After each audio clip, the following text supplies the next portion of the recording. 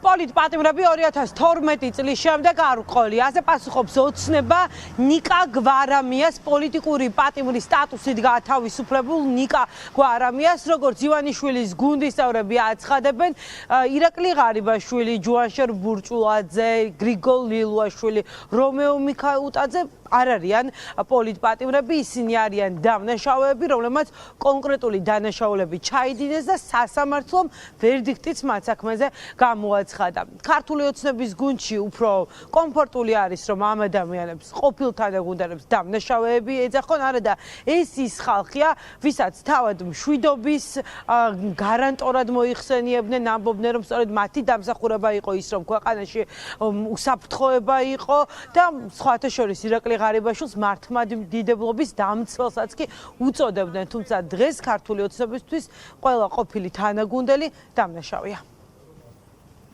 პოლიტპატიმრები არიან თუ არა გრიგოლ ლილუაშვილი და ირაკლი ღარიბაშვილი. გვარამიაზე კომენტარს არ გაყოლეთ. გრიგოლ ლილუაშვილზე გეკითხებით და ირაკლი ღარიბაშვილზე პოლიტპატიმრები არიან თუ არა, მარტივი კითხვა არის ძალიან. ის ხალხადანები არიან. გაგეცით პასუხი. ეს ადამიანები დამნაშავეები არიან, როგორც სასამართლო განაჩენი გამოიტანა კონკრეტულ საქმეებს. პოლიტპატიმრები არ არიან, იმიტომ რომ ნიკა გვარამია დაარწმუნებულია, რომ ქართულ ოცნებამ ეს ხალხი პოლიტიკური მიზანშეწონილია. ნუ ეხლა ნიკა გვარამიასთან არის. ჩასვაც საქართველოს პოლიტპატიმარი 2012 წლიდან არ არის. თქვენთვის არიან თუ არა პოლიტპატიმრები გრიგოლ ლილუაშვილი და ირაკლი ღარიბაშვილი? რა თქმა უნდა, აქ კონკრეტულ სისხლის სამართლის დანაშაულებზე არის საუბარი და არავითარ პოლიტიკურ რაღაც მიდგომებს. ნუ ეხლა მე არ მგონია რომ ნიკა გვარამიას რაღაც აბსურდულ ბოდვებზე რამე კომენტარი უნდა ვაკეთო, მით უფრო, როდესაც ის როგორც პოლიტიკური ფიგურაც აღარც აქტიურია, აღარც მისი განცხადებები და შინაარსი მისივე რადიკალურ გუნდში აღარ არის მისაღები. გრიგოლ ლილუაშვილი და ირაკლი ღარიბაშვილი თქვენთვის პოლიტპატიმრები არიან თუ არა? კითხვები დასვით ისეთი, რომელიც იქნება რელევანტური პოლიტიკოსის თვლის. ეს არის. არ არის რელევანტური კაცო. ის აღკვებას. გვარამია რას ფიქრობს? არ არის ჩემი პრობლემა. თქვენ რას ფიქრობთ? არიან ისინი პოლიტპატიმრები? მე ვფიქრობ საქართველოს დღის წესრიგზე. პასუხის ღირსათაც არ გავხდი ამ კითხვას. აი ამ კონტექსტში ამ კითხვის დასმას არ მივიღებ, იმიტომ რომ კითხვა არ არის რელევანტური და ძალიან რელევანტური კითხვა არის. მე თვითონ მშვიდობაში მოგახმაროს ეს რელევანტური კითხვა.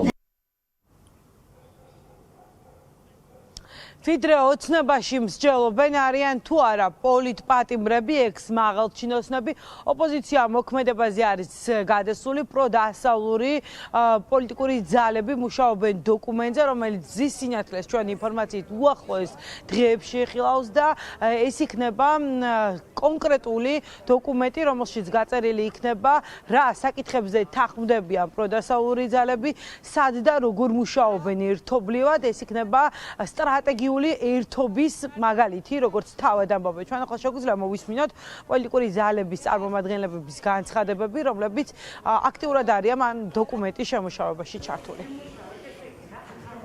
მათ ვარ დარწმუნებული, რომ უახლოეს დღეებში შეიძლება ხვალზე ეს საკითხები დასრულდეს, შეთანხმება შედგეს. მნიშვნელოვანია გადაჯგუფება ოპოზიციაში, რათა წინააღმდეგობის ახალი ენერგია იქნას შეძენილი ამ ბრძოლისთვის. საკითხები თუ როგორ უნდა მივახციოს სამართლიან არჩევნებს, როგორ უნდა გაგრძელდეს ბიძინა ივანიშვილისთვის ლეგიტიმაციის და არაღიარების მინიჭება, ასევე მნიშვნელოვანია ტრანზიციული პერიოდი, თუ როგორ უნდა გაგრძელდეს ბრძოლა მას შემდეგ, რაც რეჟიმი ჩამოიშლება.